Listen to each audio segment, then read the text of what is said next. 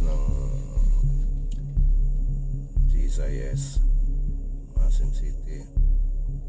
So pumunta tayo doon dahil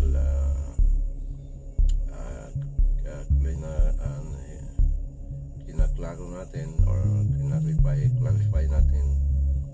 kina-clarify kung ano talaga yung patungkol doon sa merong ano kasi tawag natin na statement or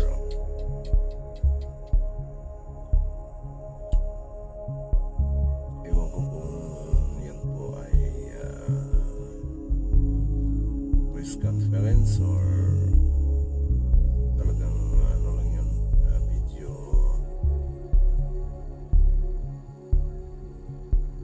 broadcast ng GSIS General Manager kasi GM Luso. Sabi kasi niya meron silang in-offer na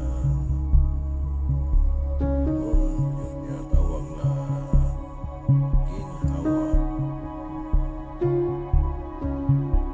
max na yung sabi niya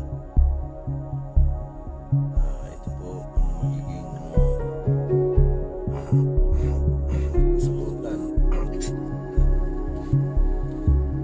kasagutan sa mga kinakaharap na problema ngayon sa karamihan sa mga government employees.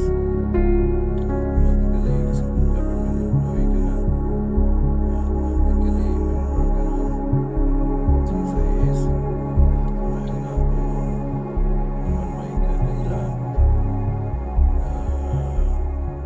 majority or most siguro hindi natin masabi na talaga 100%, but maybe 70-80% ng government employees is mauna sa utang doon sa klaseng-klaseng mga lending institutions na napapautang. Tawag na PLI, private lending institutions. Tama na dyan yung bangko, kahit mga cooperatives.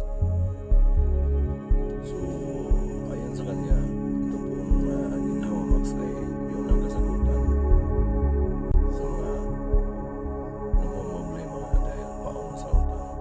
Ito po ang magkakaahon, isang paraan na makaahon sa pagkakabaon sa utang. Kaya nga po malalaki yung interest ng hindi naman may kakailangan, talagang medyo malaki para sa mga iba, ikumpara doon sa GSIS na inaano nila na interest kung utang ka sa kanila, medyo malaki talaga, lalong-lalo doon sa mga cooperatives. So medyo malaki-laki, hindi naman gaano kalaki, pero talagang malaki. At meron pang mga service fees. Pero doon, dyan sa sinasabing ginhawa max na yan, ang tanging may ano lang yung babawas or madagdag sa pagkakautang mo, yung palang tama, interest yun is only 6% compared doon sa ibang, so halimbawa yun nga, bangko or mga cooperatives. At doon pa sa programa na yan, yung ginhawa max is walang service fee. So alam naman natin siguro lahat, lalong-lalo na doon sa mga utang sa bangko, talagang malaki ang service fee. Ay, hindi naman malaki yung balik po percent, kundi malaki ang maipapataw na dahil malaki yung utang. Kasi may example na case ko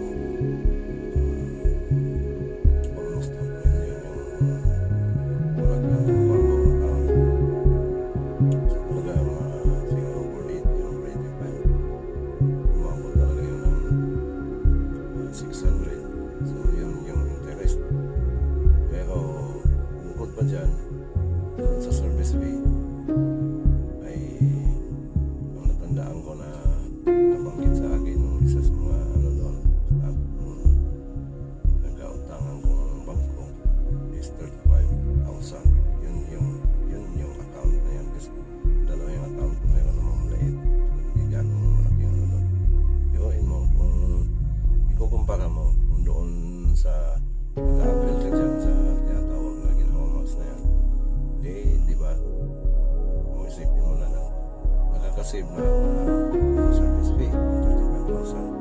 Bukod pa dyan, pag mataas yung long term, yun nga lang, medyo malaki-laki yung buwan, interest na may papataw dyan.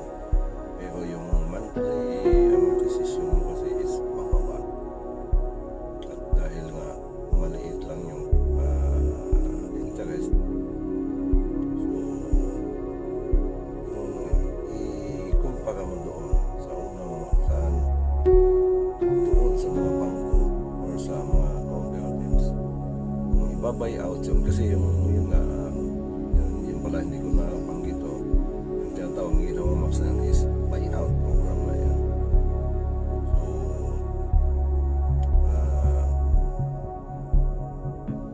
ang madagdag lang doon sa utang mo, sampal nga yung kagaya na ulitin ko yung kagaya sa akin na almost 1 million per acre, 45,000 na tayo umabot ng 600 dahil nga sa interest. Eh kung sa kanila yon yung mag-avail ka ng tinatawag na ano yan, kasi medyo maliit yung interest, so makakasave ka na dyan. Doon sa nabanggit ko na 35,000 yung pagkakaalam ko, yung service fee niya, yung ano na yan, yung utang ko na yan, almost 1 million. Makakasave ka na doon sa service fee ng 35,000. Tapos medyo mababa pa yung patong doon sa original na utang mo dahil 6% ka lang sa yung dito, yung program na yan, 6% yung yan, mapatong na interest. So doon nakakasave ka na naman uli. Halimbawa yung sabi ko per acre 25,000, umabot ng 600. So kung 6% lang, hindi abot ng 600 yun. So doon nakakasave ka na naman. Ngayon, yung monthly amortization mo pa is yung sa akin na actual na monthly amortization ko sa ngayon dyan sa nabanggit ko na ano na yan, account is umabot kasi ng 11,200 yan dahil merong maliit na account. Pero ang pagkakatanda ko doon yan, yung kaltas or amortization ng account, ng malaking account ko na yan is 10,600 yata. So yung 10,600 na monthly amortization ko dyan sa bangko na yan, kasi 5 years nga lang yung ano doon, yung kung dito sa G-Size is makakabil ako ng 6 years dahil sa ano ko, yung length of service ko is hanggang doon pa lang ako sa 6 years. Pero pag umabot ng, kasi nakita ko doon sa ano nila, kasi dati pag umabot ka ng 7 years, pwede ka nang maka-avail ng long term na 10 years. So sa ngayon, dahil nga magsi 7 years pa lang ako, 6 years mahigit pa lang, so 6 years pa lang yung na-avail ko na long term. Pero kahit na yung 6 years kumpara doon sa 5 years, kukunti yung monthly amortization ko, liliit. So doon merong babalik na yung net take-home fee ko is tataas konti. Pero kung aabot na ko doon sa ano, yung length of service ko na 7 years, siyempre makaka-avail na ako doon sa 10 years na long term. Kasi kagaya ng mga kasama ko, 10 years to 15 years na sila dahil mahigit na nga, mataas na yung length of service nila. Kung halimbawa, aabot na ako doon sa 7 years in service ko na makaka-avail na ako ng 10 years long term. So, ang 11,000 mahigit na monthly amortization ko sa ngayon, sa kasalukuyan, is magiging 8,000 na lang. So, biruin mo, nakakasave ulit ako. May babalik sa net take-home fee ko, meron akong makuha, mabalik, ano ko muli, para madagdag doon sa ano ko, nitikumpi na 3,000. So no, napakalaking tulong na yan. Kung halimbawa naman magigipit tayo, meron na namang pagkakataon na magipit. So pwede naman yan na dagdagan mo yung loan mo doon sa GSIS. So makakakuha ka naman ng panibagong pera para pang muli. At least na meron ngang may babalik or may tataas muli yung nitikompi ko ng 2 to 3,000. So yun ang pinaka-importante kasi dyan. Yun nga lang, ang dito, kaya gumawa ako ng nitong video na to. Kasi yun nga, kung na-reply ko talaga doon, kinularo ko kung ano talaga. Kasi kung susundan mo lang yung sinabi ni Jim Veloso, sabi niya, yun nga,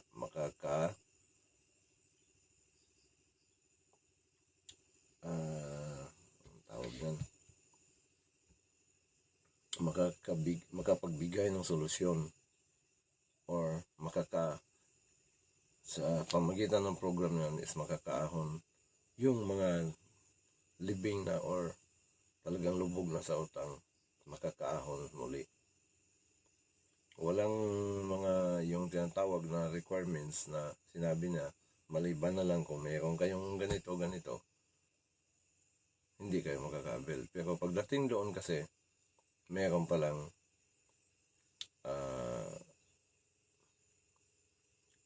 guidelines siguro ang tawag niyan or anong tawag nila dyan, posible nga guidelines kasi yan pagbabasihan kung paano ka maka-avail.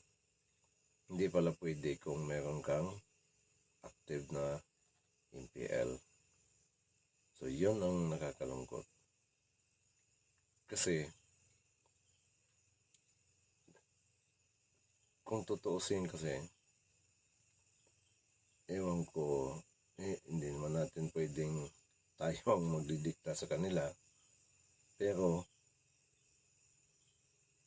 kung halimbawa nga, ito kasi meron kasing sinasabi naman na sa HR ko yan, sa HR namin na yung patakaran na yan na hindi daw pwedeng i-buy out yung government to government.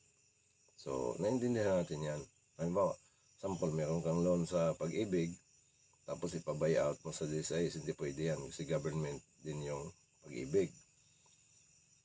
So kagaya niyan, meron kang active na MPL, so ibig sabihin hindi pwede kasi buy-out program yung Max, yung ginawa Max. Hindi pwede na i-buy out mo yung mismong utang mo dyan sa MPL doon sa naman sa bagong program nila, bagong product nila na in-offer, loan offer na ginawa Max. Kung iba-buy out mo nga, kung isali mo yan. Pero kung halimbawa ganito na lang, ganito ang natin, explanation. Kagaya ng kung sa bangko ka. Kasi halimbawa kung sa bangko, meron ka ng pagkakautang doon, tapos parang i-reloan mo, hindi ka patapos sa term, pwede naman yun. So parang reloan siya.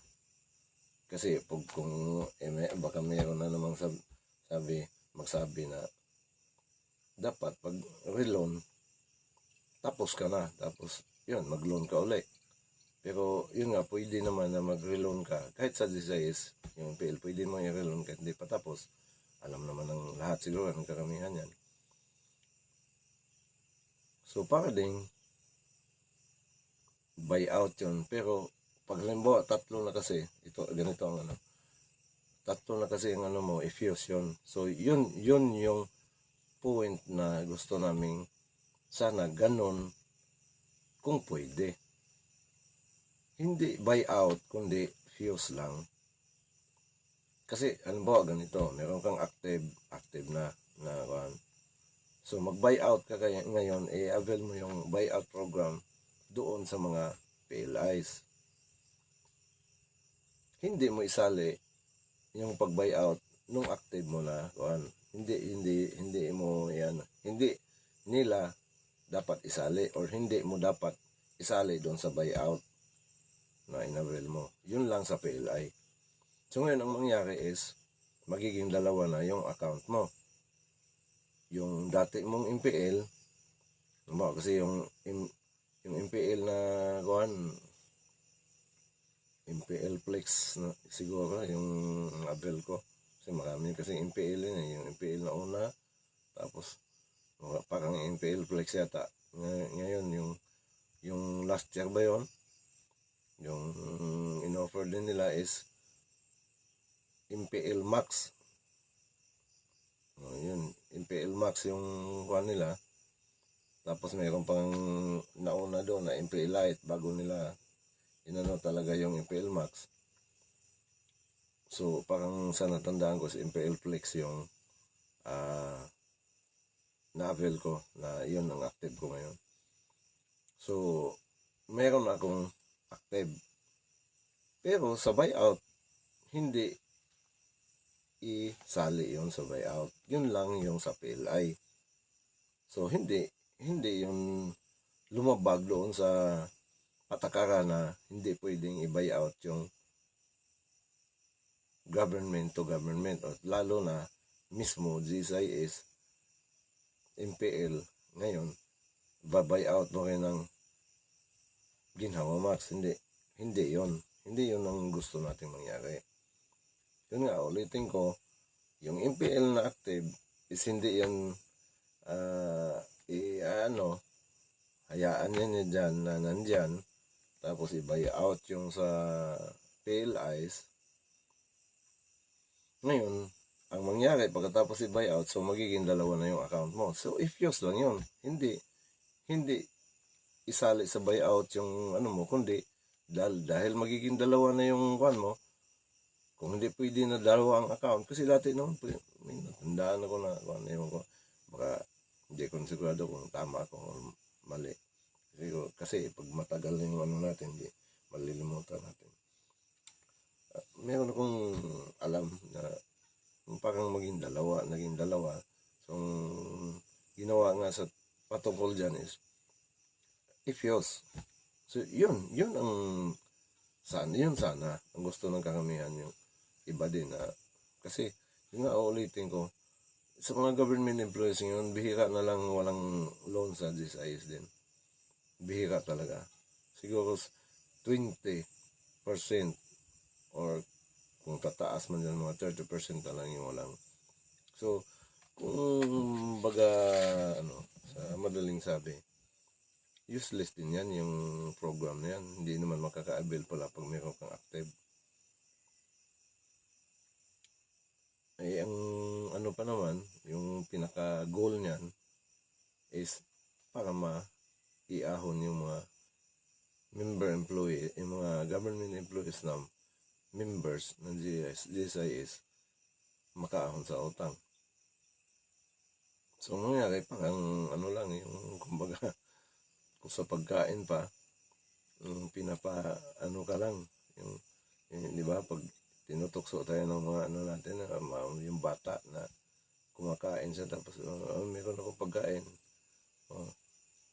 Akala mo ngayon, bigyan ka, yung pala, dahil pinikita sa'yo, yung pala, pinapaano lang, inaano ko lang, na para, yung ko, hindi ko ma-wansa ko, yung Tagalog na term kung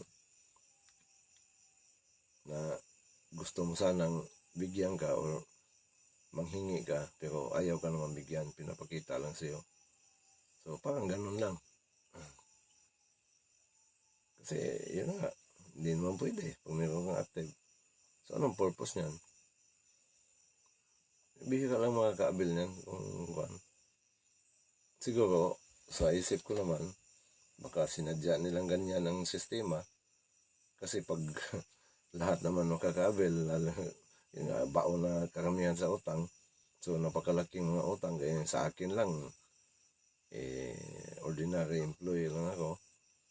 So, may half million ako, lalo na doon sa mga malaking ranggo. Umabot ng 1 million, 1 million mahigit yung ano nila. So, yan, kung makaka-availin lahat na yan, so, baka mabangkarote yung pondo ng kuhan natin. Yun siguro. Pero nawawala tayo doon sa pinaka-goal natin, pinaka-goal ng ahensyang yan, na tulungan yung mga baon sa utang ng mga members. Nawawala tayo doon sa tunay na buod or pinaka-goal niya na tutulong.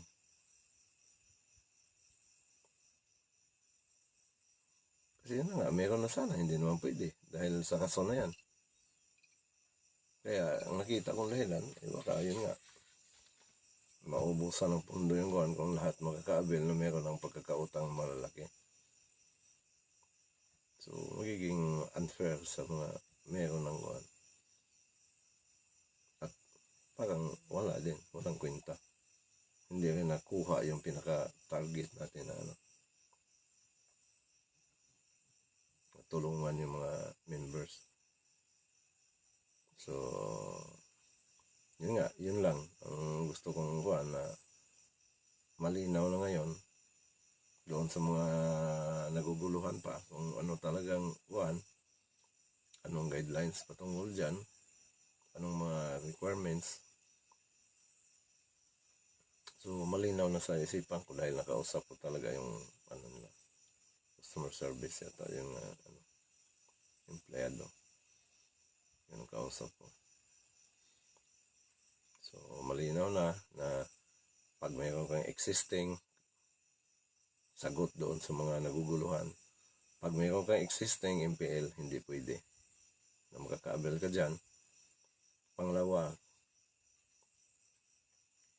kung wala ka namang existing, ang requirements niya is kailangan mayroong letter of intent yung yung agency kung saan kayo belong na isubmit doon sa kanila before makaka-avail yung mga empleyado.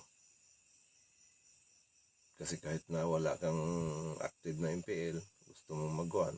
Kasi nung una din, yun nga, kaya kinareply ko talaga doon, nilinaw ko. Kasi naguguluhan yung karamihan kung ano yung letter of intent na sinabi nila. Kasi meron, pwede naman kung sa kuhan, di ba, pwedeng individual na letter of intent na gagawa ka doon na yun ang kuhan mo. Yun ang pagkakaintindi namin. Yung pala, agency talaga yung magsasubmit ng letter of intent. Kaya kagaya nung kuhan, hindi ko naman binanggit kung saan ako, agency, institution, belong ako. Yung isa sa naman namin, satellite campus din,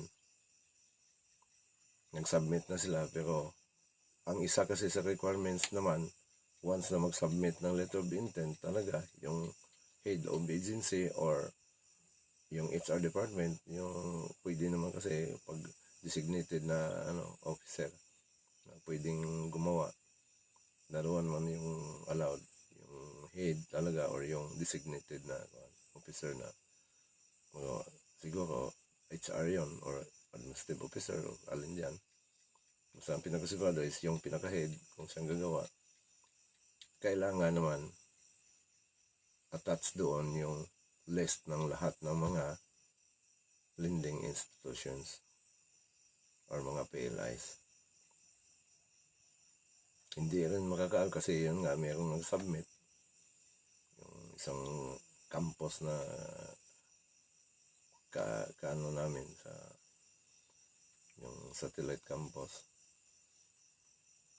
Hindi pa rin naka-avail yung empleyado na doon dahil wala namang inattach daw, sabi pa nung kausap ko na letter of hindi, yung list of PLIs. Kasi kailangan din yun, once na mag-submit yung agency nyo, kailangan nandoon attach yung list of lending institutions or mga PLI kung saan mayroong pagkakautang yung mga empleyado sa agency nyo. So lahat yun, kung halimbawa mayroong kayong katrabaho na may utang sa cooperative, so dapat kasama yun doon sa attachment, anong pangalan, at saka kung sa bangko, yun lahat, basta't lahat, kung saan-saan may pagkakautang yung mga empleyado ng agency nyo, kung aling agency kayo belong, nandoon yung lahat ng listahan. Tapos yung payslip, yun ang requirements na sinabi sa akin. So yun lang, yung at least malinaw na mayroon na tayong basihan or meron tayong guide kung anong dapat nating gawin para maka-avail. Kasi yun nga, isa sa usapan namin is tinanong ko, so dapat isettle yung bago nga maka-avail. Kung ikaw, sa sarili natin mismo muna yung pag-usapan, hindi pa kasama yung letter of intent na kuwan. So unang-una sa atin, kung meron tayong active na kuwan, i-clear natin. Mas cleared na tayo doon sa active natin na MPL. So pwede na tayo maka-avail doon. Pero, yun nga, kung merong sinubmit naman na letter of intent yung mga agencies or institution kung saan kayo belong, yun ang isa. Kasi kung kahit wala tayong active na kuwan, kung hindi naman mag-submit yung agency natin ng letter of intent, wala rin, hindi rin tayo makaka-avail. So yun ang malinaw na yun pala,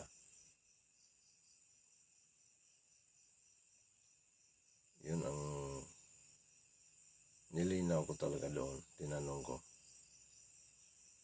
So yun nga, kailangan walang active na MPL, kailangan mag-submit ng letter of intent yung institution or agency kung saan tayo belong, attach yung list of lending institutions, and then latest nga na payslip. Yun ang requirements. Tapos baka merong hindi pa naintindihan na kung paano na yung agency nyo is magsasubmit, sila mismo ina-inform lahat ng mga kung saan tayo bilang ng mga agency, government agency, in-inform na nila, meron silang pinadala doon ng mga information na yun nga, kung